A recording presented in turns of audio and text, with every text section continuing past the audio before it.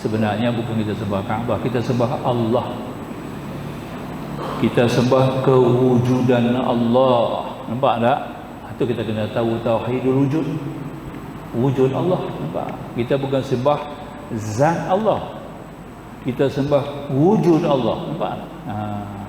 Kalau zat Allah nampak, nanti orang kata zat, orang bayangkan macam-macam, itu masalah. Sebab itu kita buang.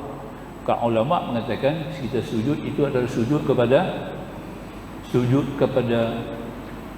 kewujudan Allah. Wujud yang macam mana? Itu nafsiyah.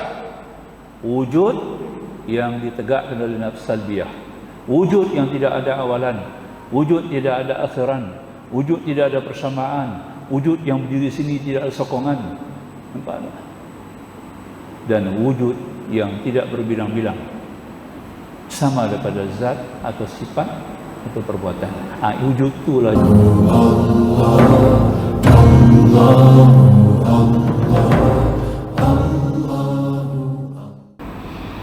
InsyaAllah kita sambung ya, muka surat 43 ni.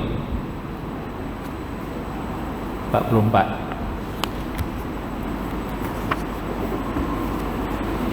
Lain-lain. Ya. Lain-lain ya, baik. Muka surat 44. Lain-lain yang wajib diiktikadkan bagi Nabi kita. Sebelum itu kita sentuh sikit berkenaan dengan awalan hubung kait dengan Nabi bila beriman dengan Rasulullah atau beriman dengan Rasul. Masuk rukun iman yang 6 perkara tu diawali dengan beriman kepada kitab. Dia mula dengan kitab, barulah disusuli dengan beriman kepada Rasul. Sedikit saya nak terang dulu hubung kait dengan kitab. Bila kita sebut beriman dengan kitab itu maknanya sekaligus kita beriman dengan Rasul. Sebab Rasul-Rasul diutus oleh Allah untuk membawa keterangan-keterangan daripada Allah Subhanahu wa taala berupa wahyi, hukum dan berbagai-bagai dalam arti risalah. Ya. Jadi apabila kita menyebut beriman kepada Rasul, sekaligus kita beriman dengan kitab. Maknanya kita beriman dengan kitab sekaligus kita beriman dengan Rasul. Begitu artinya, hubung kait dia, jalinan dia begitu rapat. Pertama kita faham dulu, bila beriman dengan kitab ni di kalangan kita umumlah, seumumnya. Kita bila menyebut iman dengan kitab tu, kita nampak sebuah buku sebuah buku yang disusun, ada kulit, ada jilid, ada kertas, ada tulisan. Kita istilah dia sebagai kitab. Itu bukan artinya beriman dengan kitab. Maksud beriman dengan kitab di sini adalah beriman dengan wahyi yang diturunkan Allah kepada rasul-rasul dan nabi-nabinya, khususan rasul-rasul. Apa juga perutusan yang diturun daripada Allah merupakan perintah, titah, watikah, merupakan risalah daripada Allah yang diartikan sebagai wahyi secara jelasnya. Itu adalah Alkitab. Ya, kerana apabila turun Al-Quranul Karim kepada Nabi, "Dzalikal kitab la raiba fi", belum ada lagi kitab Al-Quran seperti sekarang. Belum ada lagi. Belum ada naskah yang tersusun dengan lampiran-lampiran yang khas, dengan ayat-ayat yang tersusun, dengan surah-surah yang tersusun. Belum ada lagi. Bila sebut kitab, orang faham kitab ni yang kita faham seumumnya begitulah. Kalau begitu maknanya kertas, kulit, huruf, surah susunan itu mesti turun daripada langit. Tapi tidak turun daripada langit macam itu. Turun kepada Nabi SAW bukan turun dalam bentuk kitab, kertas, ada kulit, ada huruf, ya, ada huruf-huruf hijaiyah dalam itu. Bukan, ya. Turun kepada Nabi adalah wahyi, tetapi Allah sebut sebagai Alkitab. Jadi Alkitab itu artinya perutusan daripada Allah Subhanahu wa taala dalam bentuk wahyi. Jadi apabila turun kepada nabi-nabi, rasul-rasul khususan sebagai wahyi, maka rasul-rasul sendirilah ya yang bertanggungjawab untuk mengemban, menyimpan, menghafaz dan menyampaikan wahyi-wahyi itu. Sebab itu bila kita lihat dalam firman Allah, la tuharik bihi lisanaka lita'jala bih, perintah daripada Allah, jangan kau gerakkan lidah kamu sebelum dibacakan kepada kamu, sebelum dibacakan ayat-ayat ini kepada kamu. Jadi Nabi bukan dapat kertas, bukan dapat buku, tapi Nabi dapat wahyi. Jadi wahyi itu kena dihafaz, disimpan oleh Nabi, diingat oleh Rasulullah, kemudian disampaikan. Maka itu pada awal bila turun Al-Quran, Nabi mencegah para sahabat menulis. Tidak ada perintah daripada awal daripada Nabi suruh menulis Al-Quran. Ya, hanya seorang saja yang Nabi perintah, Zaid bin Thabit. Zaid bin Thabit ni sebelum dia menulis Al-Quran, mengikut hadis riwayat At-Tirmizi dan Tabarani, menyebut bahawa beliau diarah oleh Nabi, Zaid, engkau belajar bahasa Yahudi, bahasa Hebrew, bahasa Ibrani. Allah suruh Zaid belajar bahasa Ibrani, bahasa Yahudi. Sebab ketika itu Al-Quran turun dalam masa yang sama, adalah percanggahan-percanggahan di kalangan umat bangsa Arab dan Yahudi tentang perintah dan juga hukum-hukum, kerana mereka dah terima kitab dulu. Jadi kitab mereka turun dalam 3 bahasa. Yang pertama turun dalam bahasa Ibrani ataupun bahasa Yahudi, Yahudi tua, kita panggil Yahudi tua, itu Ibrani, Hebrew. Yang kedua dalam bahasa Kibti, bahasa bangsa Mesir, Mesir tua. Kemudian yang ketiga bahasa Suryani ataupun Aramik, diturun kepada Isa ibnu Maryam. Jadi sebelum Isa, sebelum Aramik, ya, sudah ada, ya, maknanya bahasa Hebrew. Jadi maka itu Rasulullah telah meminta kepada Zaid bin Thabit untuk belajar bahasa Ibrani dan bahasa Suryani. Dia belajar bahasa Ibrani, bahasa Suryani hanya dalam tempoh setengah bulan. Setengah bulan. Saya belajar bahasa Arab 3 tahun. 3 tahun tu pun tak habis, ya, untuk kena belajar sampai hari ini. Dia setengah bulan, ya, otak memang berliga lah. Orang yang kuat, faham, kuat ingatan. Waktu Rasulullah suruh, bila Rasulullah suruh kat dia tu, maknanya kata orang ni ada kemampuan diberi oleh Allah. Ya, Syekh Muhammad Abduh, Rektor Al-Azhar, ya, dia diminta hadir dalam seminar Al-Quran antarabangsa yang buat di Paris. Tapi syarat pembentangan kertas kerja itu mesti dalam bahasa Perancis, sedangkan dia Arab. Maka syarat dia, ya, dia orang bagi notis jemput dia sebulan sebelum. Jadi dia belajar bahasa Perancis dengan boleh menulis sekali dalam tempoh 1 bulan. Otak ibana ulama-ulama, masya-Allah, kuat. Jadi makanya Zaid pun belajarlah bahasa Ibrani, sebab ketika itu banyak percanggahan yang datang daripada orang-orang Yahudi, ya, daripada orang Yahudi, sama ada daripada mereka yang berpegang kepada kitab Zabur, ataupun yang berpegang kepada kitab Taurat, ataupun yang berpegang kepada kitab Injil, masing-masing, ya, dengan mengeluarkan hukum-hukum yang mereka terima. Sedangkan ayat-ayat yang diturun kepada mereka, perintah-perintah Allah, wahyi turun kepada mereka, itu telah banyak berlaku percanggahan dan perubahan, ya, antaranya kitab Taurat. Jadi makna kita turun Al-Quran itu dalam bahasa nafsiyah. Yang ini kita nak faham juga, wujud, sifat wujud Allah itu dipanggil wujud nafsiyah. Kenapa sifat wujud dikategorikan dalam kumpulan nafsiyah.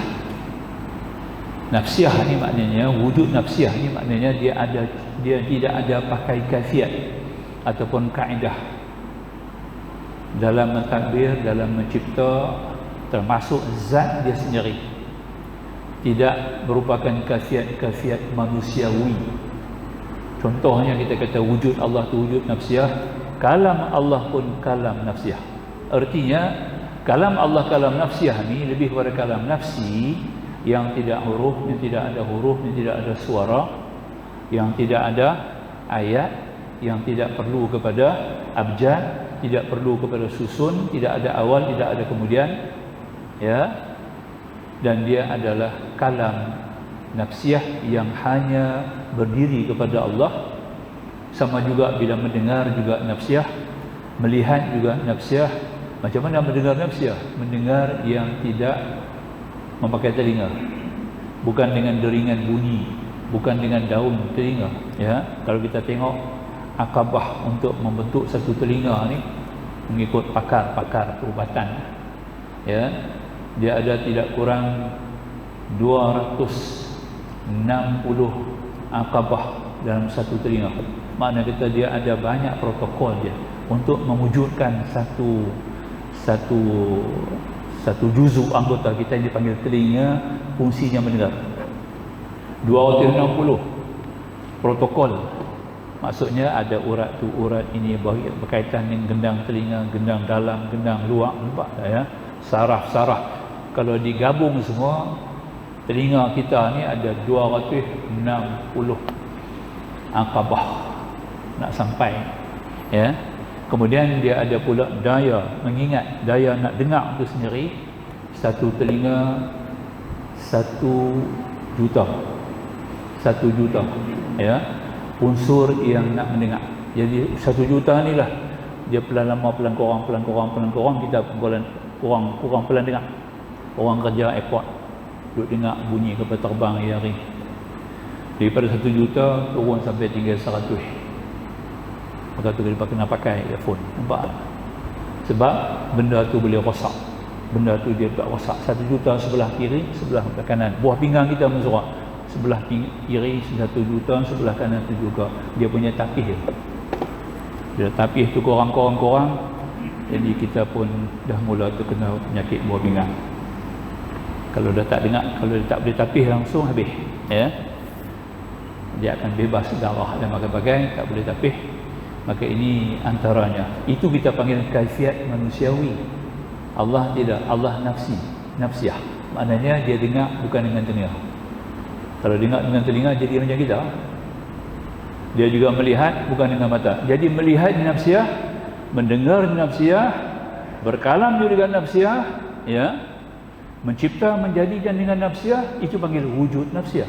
Sebab dia panggil wujud Allah, sifat wujud, sifat nafsiyah. Kenapa nafsiyah? Dia tidak ada hubung kait langsung dengan urusan kaifiat. Tidak terlibat dengan kaedah, tidak terlibat dengan cara, tidak terlibat dengan kaifiat, tidak terlibat dengan alat, tidak perlu dengan sokongan, tidak perlu dengan bantuan, nampak? Maka itu semua tidak ada kepada Allah, maka dipanggil nafsiyah. Itu panggil wujud Allah, sifat nafsiyah. Faham ya? Bila Allah sifat nafsiyah, maka semua sifat-sifat yang berurutan dengannya itu juga adalah nafsiyah. Salbiyah juga nafsiyah, ma'ani juga nafsiyah, ma'nawiyah juga nafsiyah, istighna juga nafsiyah, iftikar juga nafsiyah, takwin juga nafsiyah, idrak juga nafsiyah. 8 bahagian sifat. Kita mengaji sifat 20 tu ada 8 bahagian dalam dia. Ya. Kena faham 8 bahagian ni. Sementara kita ada guru, kita ada tempat merujuk, kita ada kitab. Kalau duduk tengah-tengah hutan belantara, tak ada guru, tengah-tengah padang pasir, kita tidak dituntutlah sampai begitu tafsir. Hanya secara ijmal.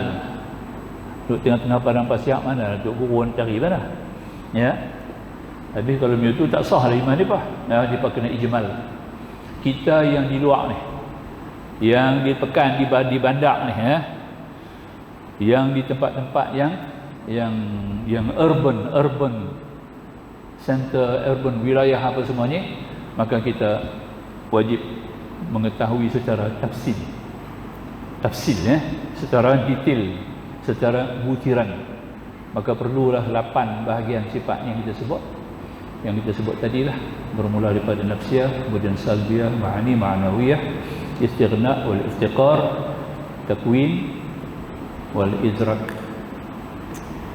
Tak tahu 8 sifat ni kita punya sembahyang tak sah, tuan-tuan. Terus terang, ya. Kenapa? Tuhan yang kita sembah kita tak kenal. Macam mana kita sembah dia?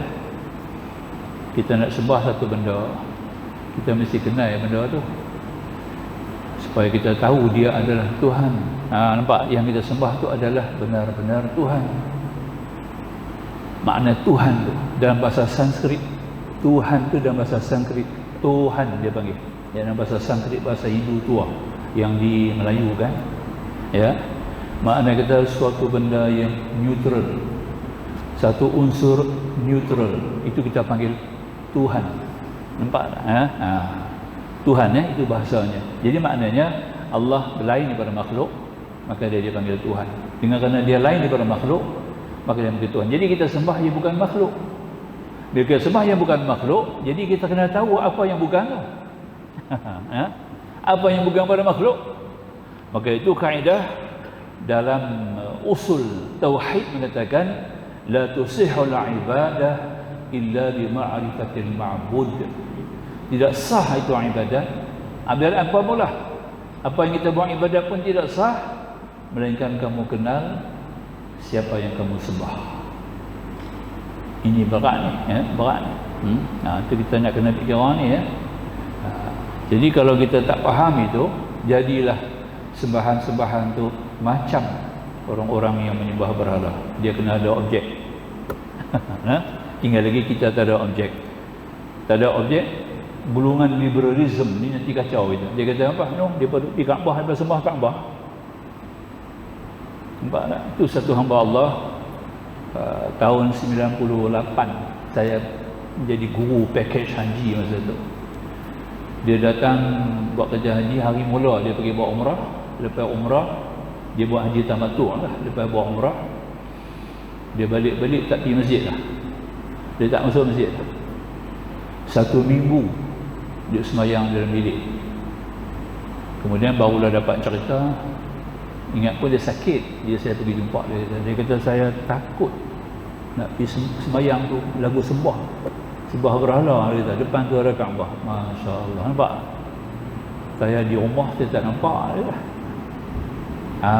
Saya kata bukan, sebenarnya bukan kita sembah Kaabah, kita sembah Allah.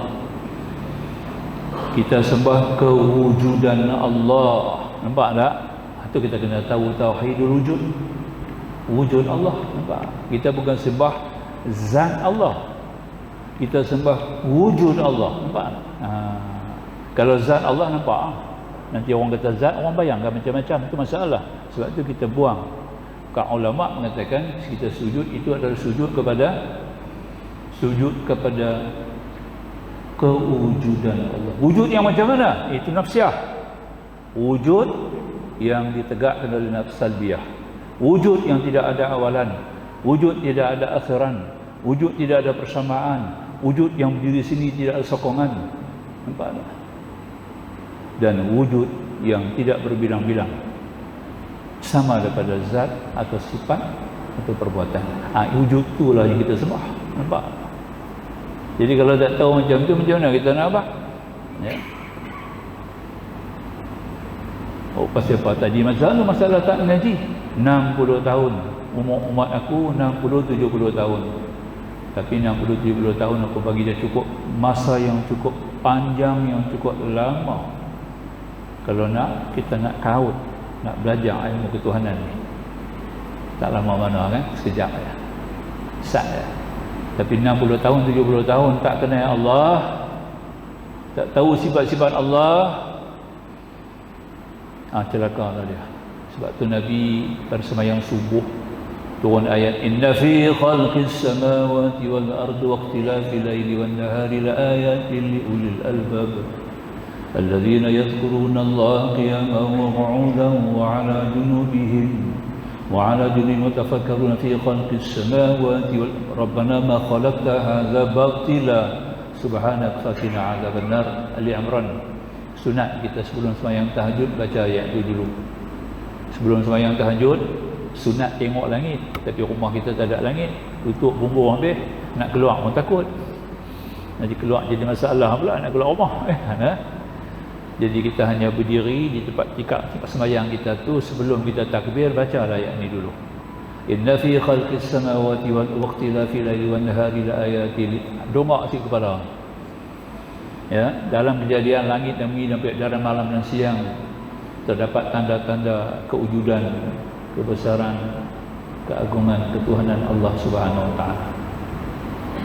yakni mereka yang macam mana jadi? Alladzina yazkuruna Allah qiyaman wa qu'udan wa 'ala junubihim wa yatafakkaruna fi khalqis samawati wal ardh.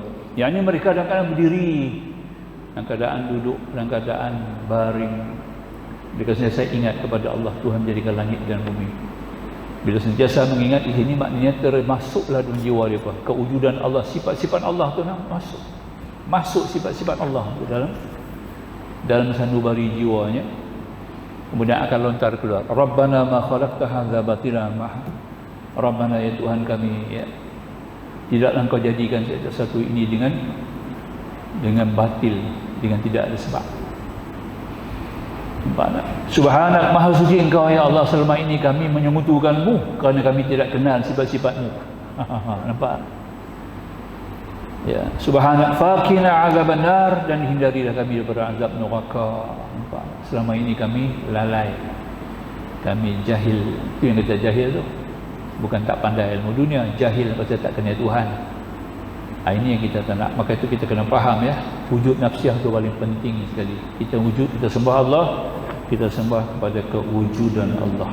Jadi kita sebut masalah percaya kepada kitab tadi, kitab Al-Quran, kitab yang turun kepada Nabi, biar kita kitab, artinya rumusan-rumusan daripada perintah-perintah Allah secara wahyi, diturunkan daripada kalam nafsi, kalam nafsiah kepada kalam lafzi, kalam lafaz. Sebab kalau tak turun dalam lafaz, macam mana Nabi nak baca? Maka itu diturun dalam bahasa Nabi yang diturunkan. Kepada Musa turun Taurat dalam bahasa Ibrani, bahasa Hebrew, Yahudi tua. Turun kepada Daud alaihissalam bahasa Kibti, bahasa Mesir tua. Kemudian turun kepada Nabi Isa, bahasa Suryani, Arabik. Itulah 3 bahasa yang turun mengikut. Kemudian turun kepada Nabi kita dalam bahasa Arabi, kan Nabi kita bangsa Arab. Jadi ayat yang turun itu sebagai implementation, implementasi kepada wahyi Allah yang nafsi menjadi lafzi.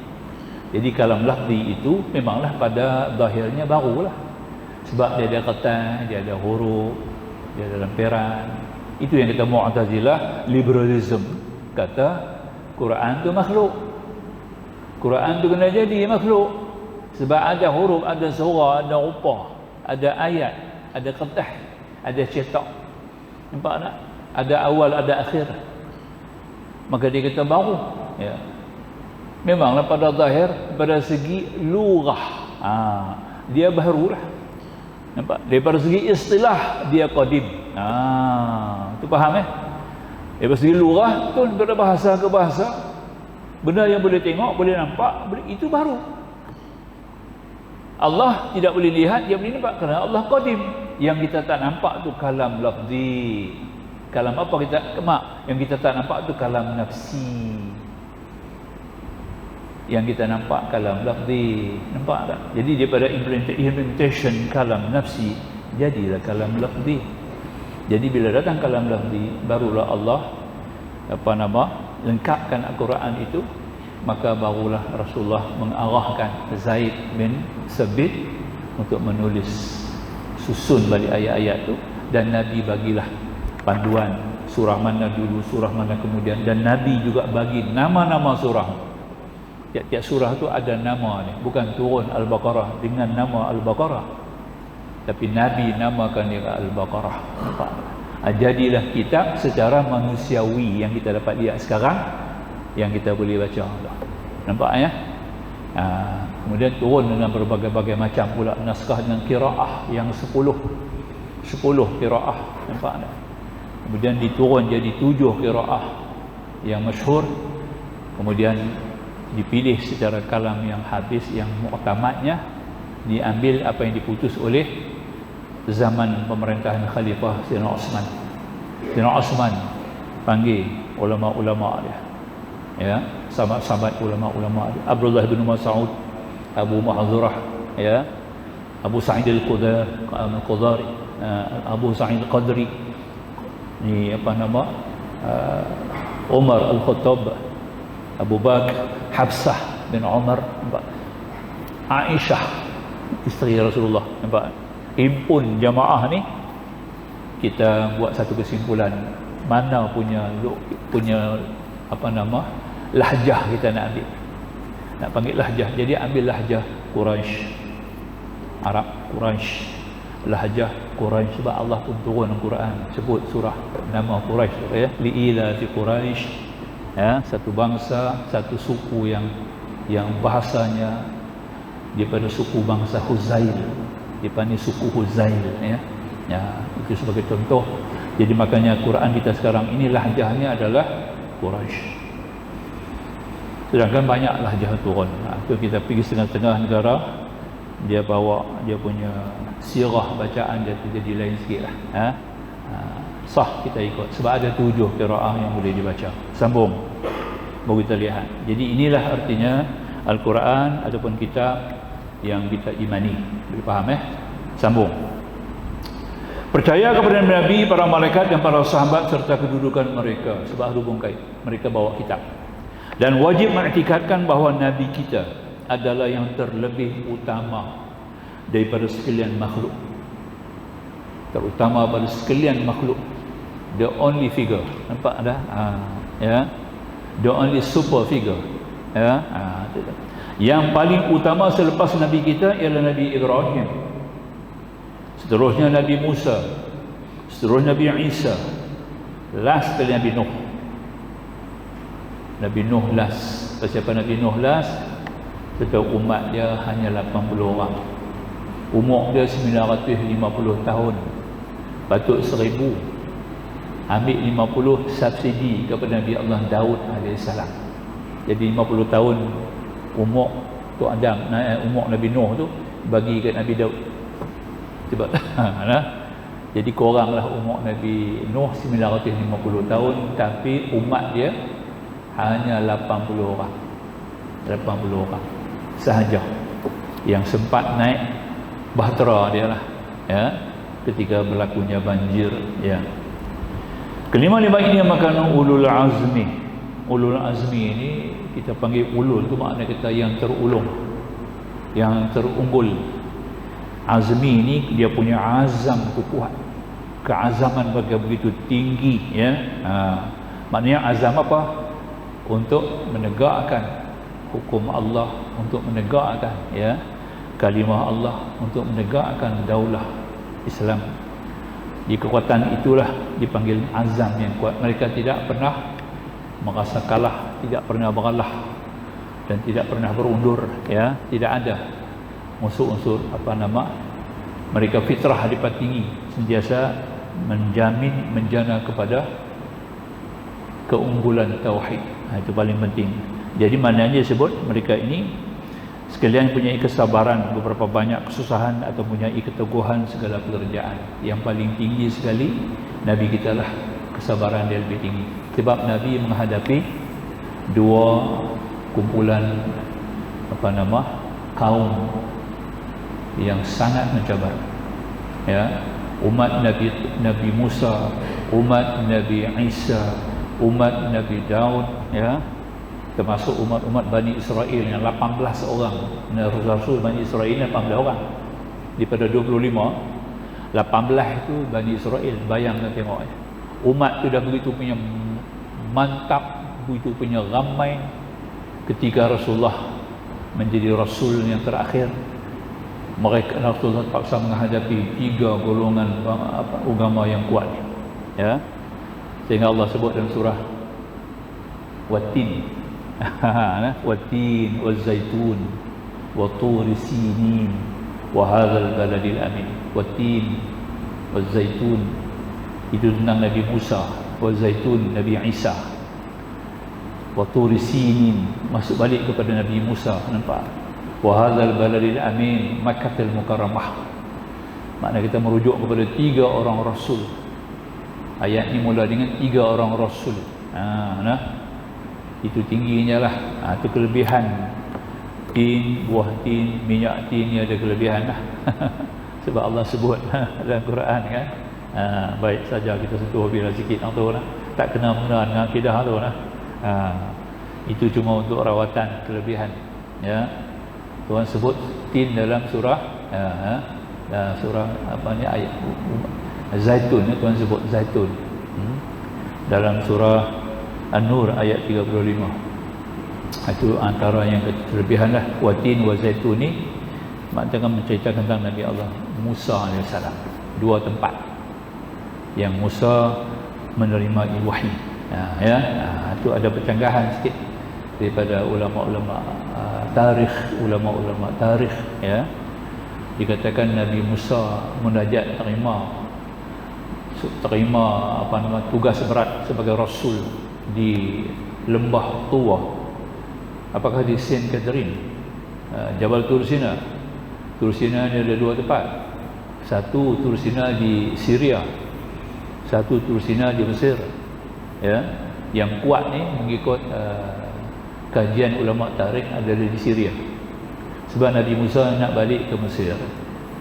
Nak pergi tengok lah, nak pergi tengok Bani kaum dia. Bukan dia balik itu kerana Rasul. Kebetulan bila sampai di Syria, di Jabal Tur Sina, iaitu Bukit Zaitun ada di Syria, maka di situlah dia terima wahyu yang pertama dinobat menjadi Rasul. Ya, itu dia lah. Jadi maknanya dia ada khilaf di kalangan ulama tarikh. Baik, kita sambung sikit lagi. Kemudian Rasul-Rasul salin mereka, kemudian sekalian Nabi yang bukan Rasul, martabat mereka lebih kurang si Allah Ta'ala. Yang lain tu rendah lagi lah. Kemudian sekalian ketua-ketua malaikat, kemudian segala malaikat. Ketua malaikat empat orang ketua malaikat. Yang pertama sekali Israfil, yang kedua Mikail, ya, yang ketiga Jibril, yang keempat Azrail. Jibril nombor 3. Tapi empat-empat ni ketua malaikat. Kita mengaji dulu di sekolah, dia kata Jibril dia ketua malaikat. Lah, ketua malaikat empat orang. Yang terbesar sekali Israfil,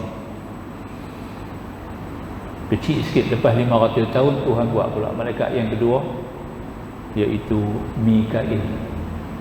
Lepas 500 tahun lagi Allah buat pula Jibril. Lepas 500 tahun lagi baru Azrail. Lepas 500 tahun lagi baru Malakul Maut. Bawah portfolio Azrail, bawah dia pula lah, ya.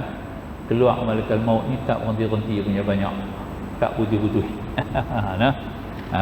Hanya mengambil roh manusia dan jin, mengikut sebahagian pendapat ulama lah. Tak ambil binatang, tak mati dengan cara diambil roh oleh malaikat. Malaikat tak ambil roh dia, binatang tak, ya. Binatang dia tak mati, dia mati dengan tasbih. Dia tasbih, ya. Tasbih dia 2. Subhanallah walhamdulillah wa la ilaha illallah wallahu akbar, dengan subhanallah bihamdihi subhanallahil azim. Itu dia punya solat dia. Jadi bila depa dah lupa nak tasbih, mati. Nampaklah, dia tengah duduk jalan, kot dia jalan tu kan, duduk lintas jalan, anjing dengan kucing tu.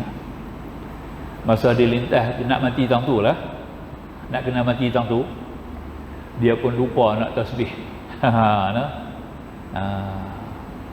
Maka kena langgar motor ke apa, mati, nampak. Jadi depa ni mati bukan kerana diambil nyawa oleh, bukan bawah tugas Malakul Maut. Sebab tu di akhirat binatang-binatang ni tak bangkit semula. Tuhan tak hidup semula. Kalau hidup semula jenuh, kita kena tanya untuk sembelih lembu tiap-tiap tahun. Lembu dia heret kita bilang apa duk sembelih kami, duk geluh kami, tak tahu lah. Nah. Cuma binatang-binatang yang kita pernah zalim ketika di dunia ni lah. Binatang-binatang itu akan dihidupkan semula untuk mengambil bela. Nampak tak? Mengambil hukum, mengambil pengadilan. Yang tu betul. Kita pernah sepak kucing lah, ya. Kucing tu besok Tuhan akan buat sepak kita balik. Nampak? Itu spray apa? Spray semut ya, nyamuk tak apa. Spray semut. Ya. Massacre. Ya, pembunuhan ramai-ramai. Lebih zalim daripada Israel lagi. RM7 lebih punya sirtok, bunuh semut. Ya Allah, ribu semut. Ya. Besok semut tu nanti Tuhan bagi sirtok spray kita pula. Ya. Ya. Saya dapat petuk guru lah, petuk guru Kiai Syafi'i Hazami, seorang ulama Mataram, ulama Mataram, ya, cukup alim sungguh. Segala matan kitab dalam kepala dia, matan kitab dia baca ingat dalam kepala, tak payah buka kitab. Ya, itu dia yang abang ni, ya, hadirlah dia malam ni insya-Allah. Ya, itu antaranya lah, ya, sebab dia ada 5 binatang kita tak dibunuh kan. Burung suwardi, burung burung belatuk, ya.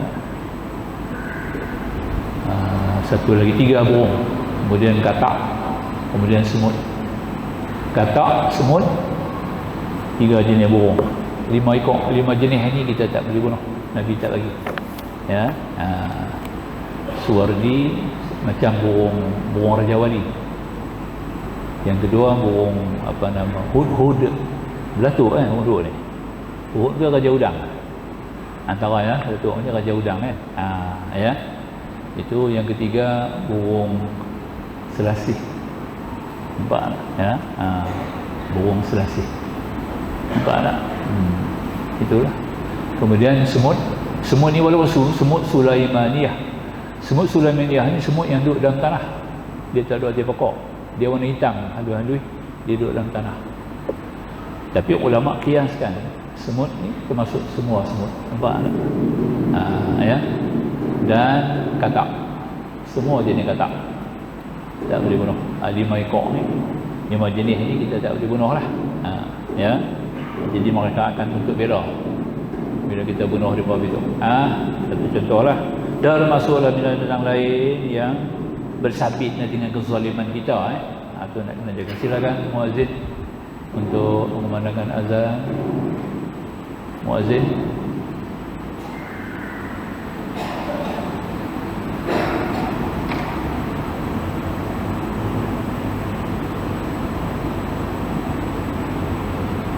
Silakan.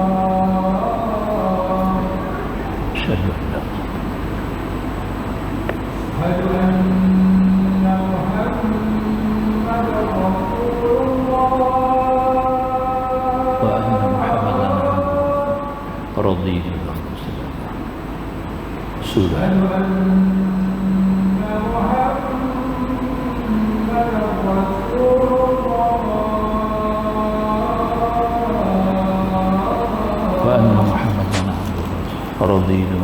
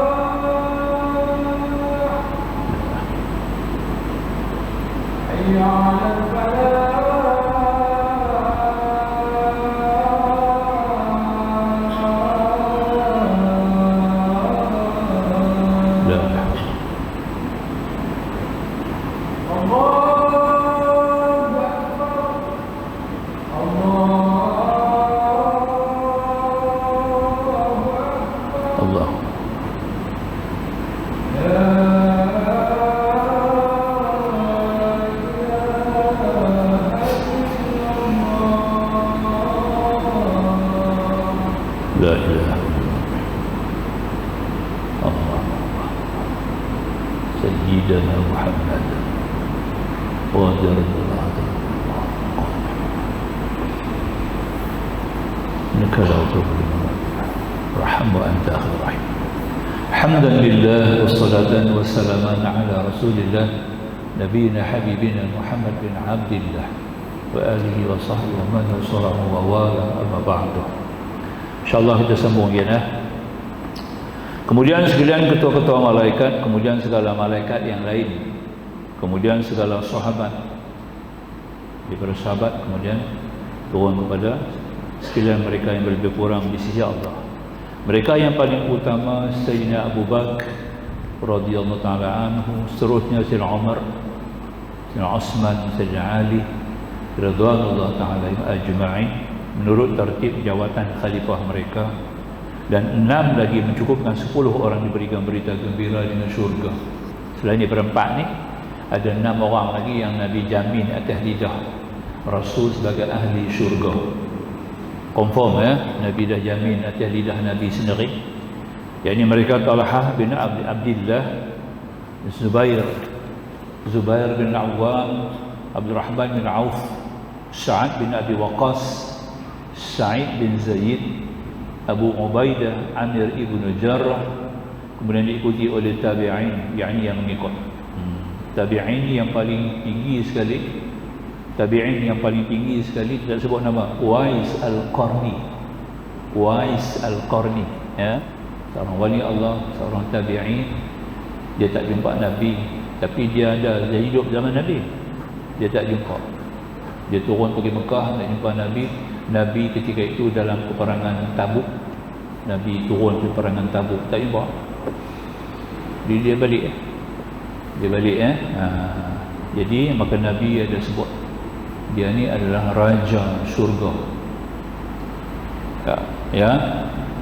dia ni adalah raja syurga. Nabi kata antara lah, banyaklah raja-raja syurga tu, dia ni antara raja syurga yang dikenali oleh penghuni langit, yang tidak dikenali oleh penghuni bumi. Uwais Al-Qarni itu dia. Kemudian apa-apa itu dia kata tadi ini, kemudian ahli qurun, kemudian turun ikuti tabi'in, yakni mengikut para sahabat, iaitu semua yang berjumpa dengan mereka. Kemudian ahli qurun yang semasa dengan mereka ya, kemudian ahli qurun yang berhubung dengan mereka, ahli qurun yang tempoh masa selama 100 tahun. Jadi 300 tahun daripada Rasulullah. Semua yang lahir dalam 300 tahun itu dia panggil sebagai golongan salafus salih. Salafus salih ya. Apabila salafus salih ni Wahabi tak masuk Wahabi dia klaim dia pasal salafus salih. Tak, Wahabi tak masuk. Wahabi keluar sebab dia lahir lepas pada kurun 300 tahun lepas ya. Dia orang tak jumpa sahabat pun ya, kepada Muhammad bin Abdul Wahab. Tapi dia kata ajaran dia adalah ajaran salafus salih. Tak juga, tak betul menyalahi ajaran salafus salih. Tidak sama. Sebab mereka yang bawa tauhid 3 serangkai.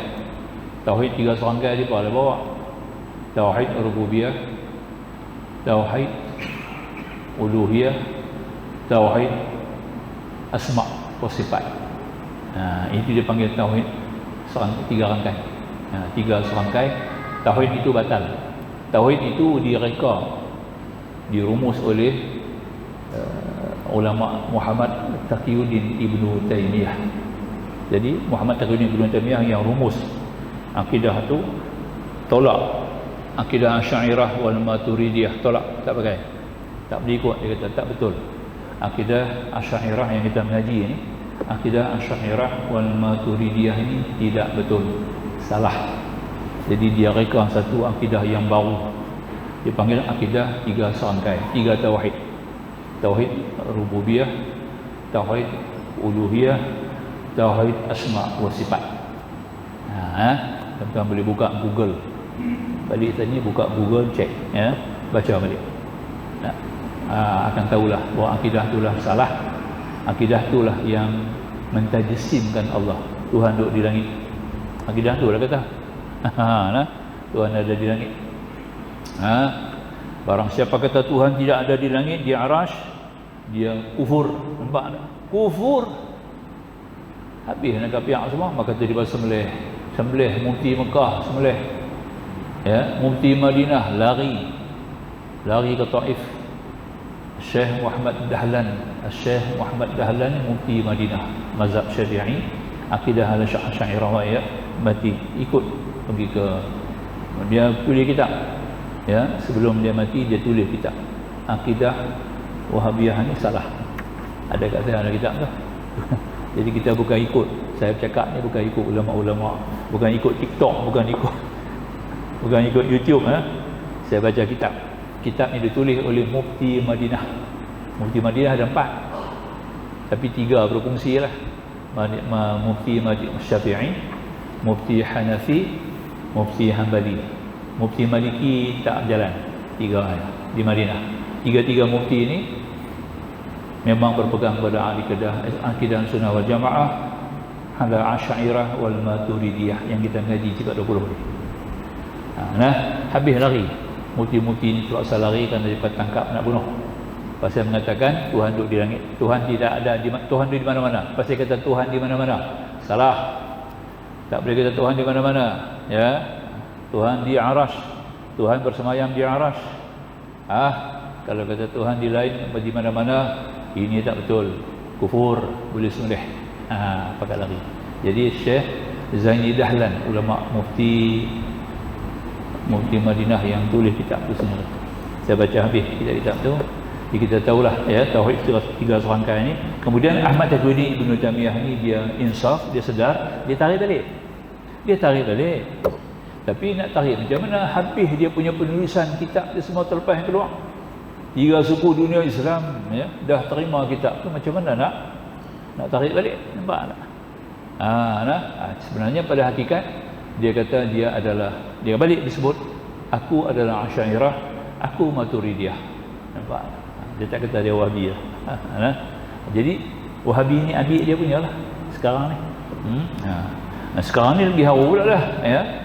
Wahabism ni hanya sebagai urusan agama, jaga Mekah Madinah ya. Soal hudud ya, soal hukum. Soal hukum saja yang boleh. Soal pentadbiran ulama dikeluarkan daripada Saudi sekarang melalui tahun 2019. Ulama-ulama tidak boleh campur lagi dalam urusan pentadbiran negara. Keluar. Hamba boleh cakap masalah hudud boleh. Nampak? Ya. Salah haji boleh. Ya. Halal haram boleh. Tapi sentuh halal haram pentadbiran kena tangkap. 100 orang ulama habis kena tangkap. Imam Al Haram 2 orang kena jil 10 tahun. Sekarang ni Syekh Syarif Mutalib, nama ulama tu kena tangkap ya. Ini latest sekali lah, sebab dia khutbah. Dalam khutbah itu dia telah menyentuh pentadbiran Muhammad bin Salman ya. Maka dia turun daripada mimbar ni, pegang dia. Habis sembahyang Jumaat polis ni ambil jil 10 tahun ya. 2 orang ulama dengan tok guru dia. Tok guru dia bukan imam, tapi tok guru dia ulama. 2 orang kena tangkap. Yang lain imam lain tak berani takut terlepas fulus wal mani wal pangkat. Nampak termasuklah Abdul Rahman Sudais tak berani tegur, tak berani ya. Ada ulama yang hilang terus, mana pergi tak tahu, tak jumpa. Banyak 100 orang ulama lebih sudah diambil tindak ya. Nauzubillah, kerana menyentuh pentadbiran Muhammad bin Salman. Nauzubillah ya. Ini pun tuan-tuan boleh tengok dalam Google, cek baca ya, balik. Itu yang terkini lah. Baik. Kemudian dikatakan lagi ini, kemudian diikuti, kemudian tempoh kejahilan tentang kelebihan para nabi ya, kejahilan tentang kelebihan para nabi atau sekalian malaikat seumpamanya itu tidak mencederakan imannya. Ini kita tak tahu, tak apalah. Kelebihan nabi-nabi, kelebihan malaikat mana yang lebih, malaikat mana yang kurang, yang kita sebut tadilah ya. Rasul mana lebih, rasul mana yang kurang, kita tak tahu bab tu, tak apa. Itu tak merosakkan akidah. La nufarriqu baina ahadin minhum. Nampak tak?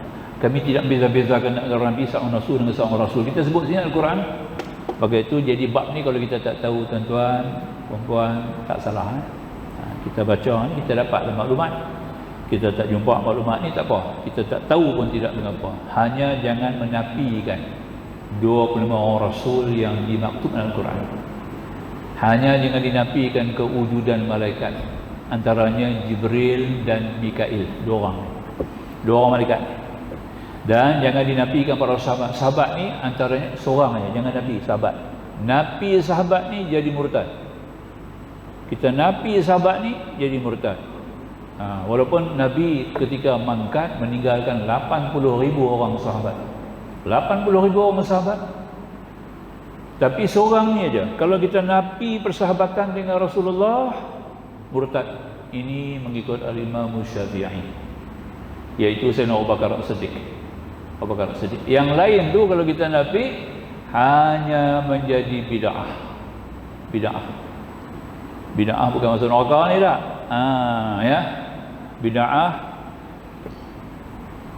karahiyah. Bid'ah yang tak mendapat apa-apa pahala lah. Ya.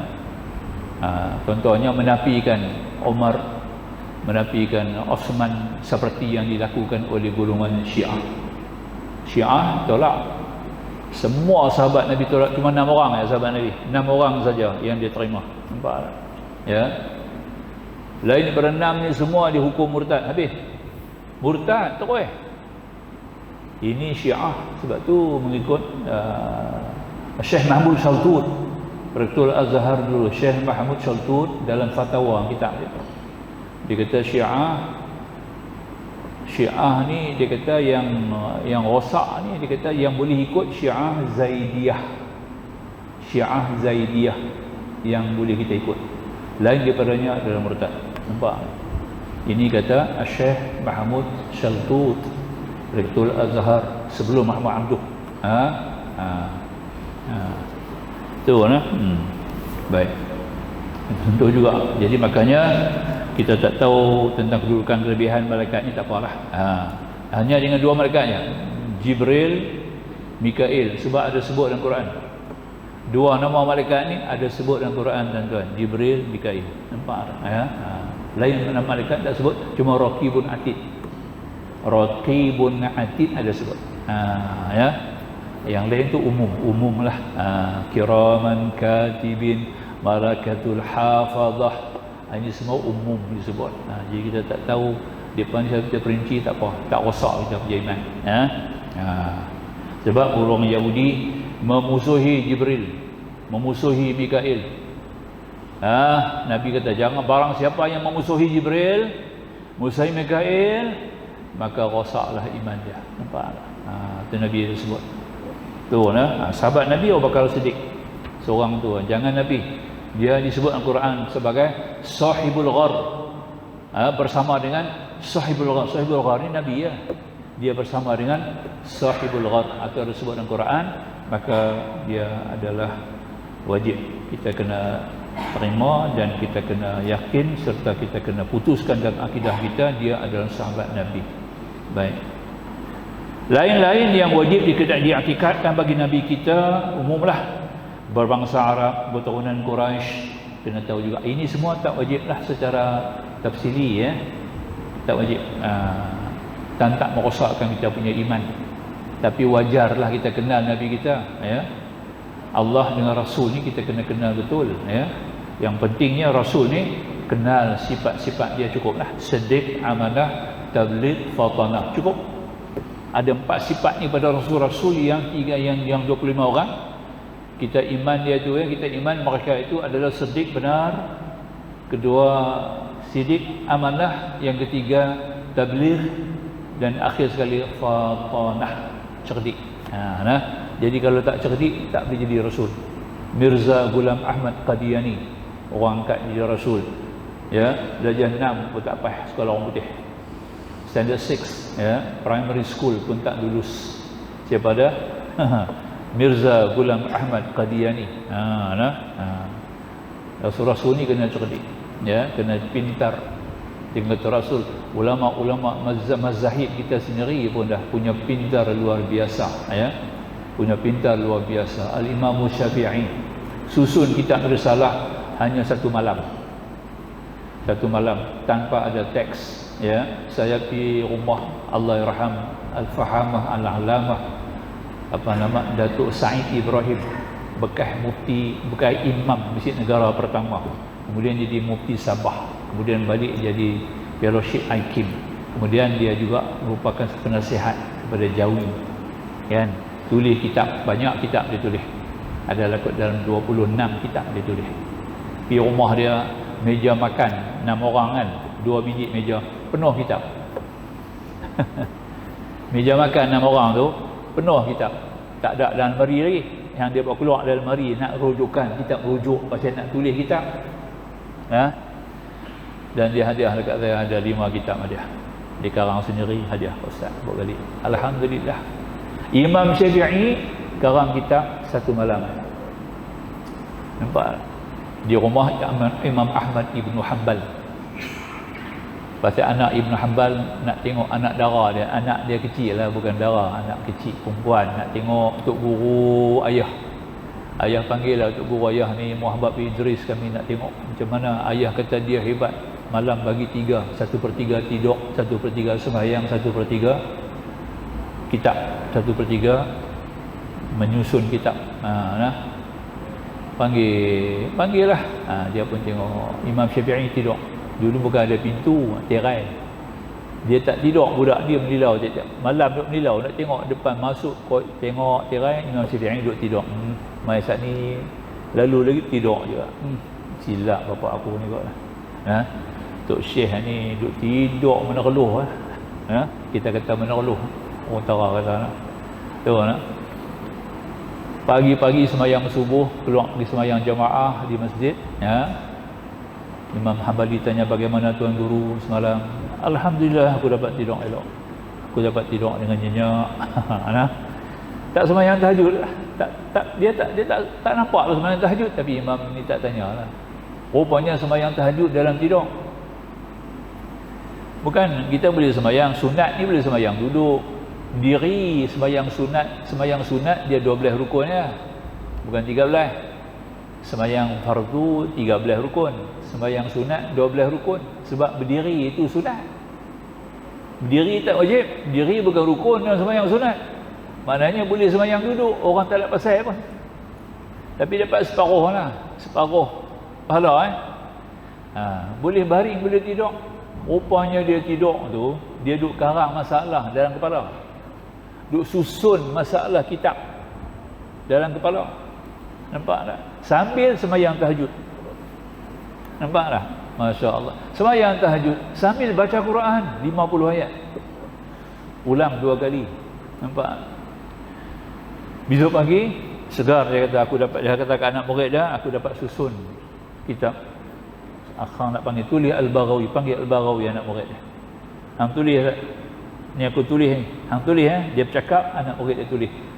Tak ada, kita kata tak ada silap, ya. Tak silap kitab tu.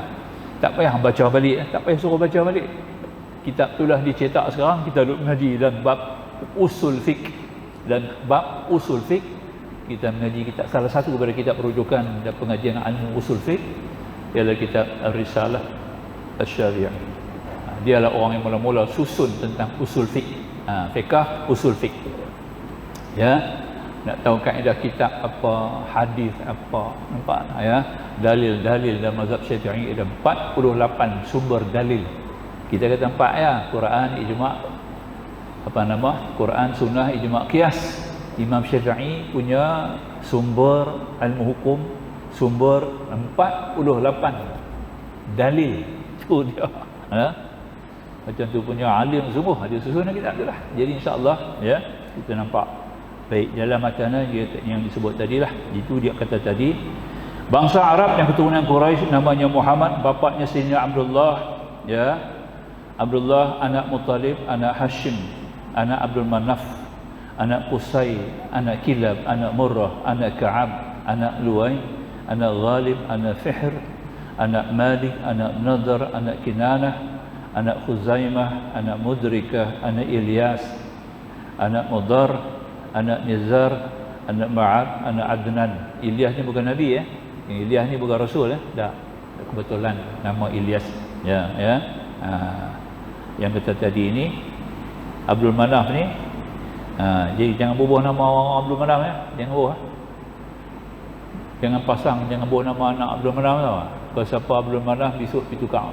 Pergi buat penerangan tukar. Manaf ni nama berhala. Salah satu berhala yang disembah oleh orang Arab Quraisy kafir adalah namanya Manaf. Jadi dia bubuh anak dia anak Manaf lah. Anak berhala nama Manaf, nampak? Faham ya? Jadi kalau siapa-siapa ada nama Manaf, cucu Manaf tu jangan panggil Manaf dekat dia. Kalau tak tukar pun, ya. Kalau boleh pergi tukar lah. Buat alias sikitlah, tak hilang kan. Dan ni tak ada kot alias dia buang kan. Kau dia buang lah, jangan pakai lah. Buat alias. Ya, tapi banyak perkara kena tukar. Boleh lah. Abdul Manaf ya. Belum ingat ya. Manaf nama berhala. Confirm. Hampa buka tengok pergi tanya lah ulama mana. Tanya mufti.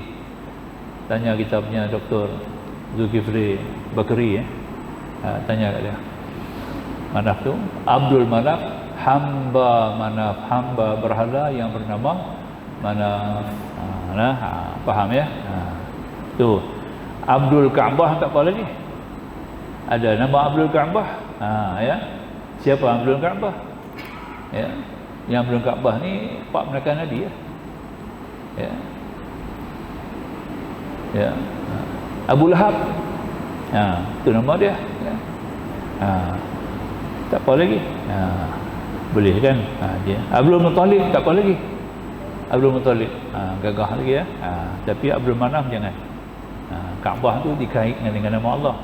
Begitu kita Baitullah, nampak tak? Sebab ada bunyi Baitullah. Ya, Kaabah tu Baitullah. Rumah Allah. Anak rumah Allah. Jadi ada ulama mengatakan boleh. Tapi kalau elok-elok tu jangan jugalah. Yang gagah-gagah habis boleh sangat pun Abdul Muttalib. Muttalib ni makna kata makhluk Muttalib. Orang yang menuntut menuntut, yang menjaga, yang mengawal, kita panggil Muttalib. Talib penuntut ilmu ya, talib. Muttalib ni nama dia betul-betul nama dia bukan Abdul Muttalib, nama dia kan. Dia Hashim ni sama juga. Hashim ni orang buat roti ya, nama Hashim. Nama betul dia lain ya. Baik. Habis tu ibunya Sayyidina Aminah, anak Wahab, anak Abdul Manaf, anak Zuhrah, anak Kilab. Abdul Manaf lain daripada Abdul Manaf pada pihak bapaknya. Ya. Kemudian warna tubuhnya putih kemerahan. Ia ada kesulahan nabi-nabi, rasul-rasul. Siapa yang mengaku menjadi nabi selepasnya saya menjadi kafir, tak boleh lah. Ya. Diperanakkannya di negeri Makkah. Dan di sinilah beliau dilantik menjadi rasul ketika berumur 40 tahun. Sebab itu beliau diam di Makkah selama 13 tahun, kemudian berpindah ke Madinah dan diam di Madinah selama 10 tahun. Kemudian beliau wafat padanya dan dikuburkan pada tempat wafat, iaitu rumah Sayyidatina Aisyah radhiyallahu anha. Ketika itu beliau berumur 63 tahun. Ya, syariatnya memasukkan segala syariat sekalian rasul yang terdahulu dan kekal hingga hari kiamat. Nabi kita SAW diperjalankannya di waktu malam dari Makkah ke Baitul Maqdis dan dinaikkan ke segala langit yang 7 hingga ke Sidratul Muntaha, kursi, mustawa, arash, dan dia melihat Tuhannya yang maha mulia dan maha besar, bersesuaian kedudukan dirinya dengan Allah SWT, dan Tuhan berkata-kata kepadanya dan perdukan sembahyang 5 waktu ke atasnya dan juga umatnya. Ya, itu ya. Dan dikira dan secara kasarlah yang kita ambil faham banyaklah tu. Jadi kita tengok sebab sayugia bagi setiap orang mengetahui sekalian anak Nabi kita sallallahu alaihi wasallam, dan mereka itu 7 orang. Sayyidina Al-Qasim ya, kemudian Sayyidina Zainab, kemudian Sayyidina Ruqayyah, Sayyidina Fatimah, Sayyidatina Ummu Kulsum ya, dia bukan Kulsum ya, Kulsum, Sayyidina Abdullah digelar dengan Tayyib ataupun Tahir, dan akhir Sayyidina Ibrahim. Ibrahim yang yang mana hari kemangkatan Sayyidina Ibrahim ni berlaku gerhana matahari. Itulah ada mula sembahyang gerhana matahari itu hari mangkatnya anak Rasulullah Sayyidina Ibrahim. Masa tu umur dia 17 bulan. Ya, tu. Ibu sekalian ibu bagi sekaliannya ialah Sayyidina Khadijah Al-Kubra. Ya.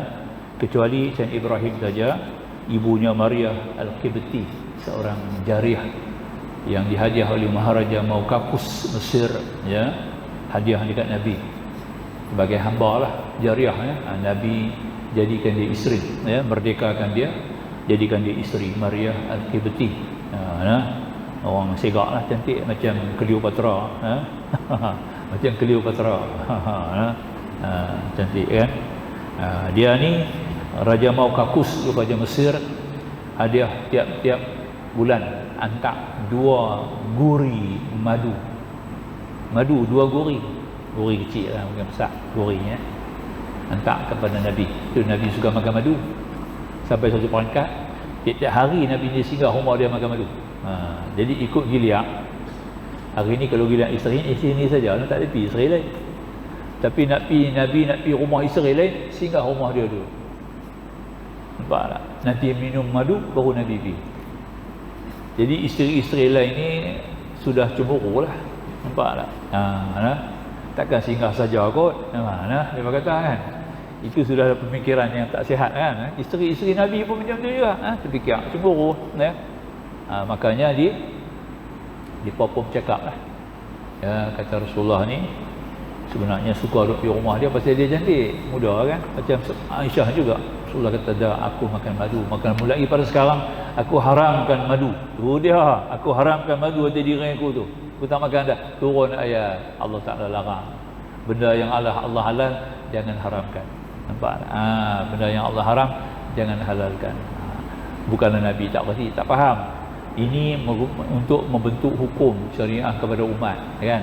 Kita kerap betul gitu kan, haram dah aku tak main. Dengan haram saya, haram taubat.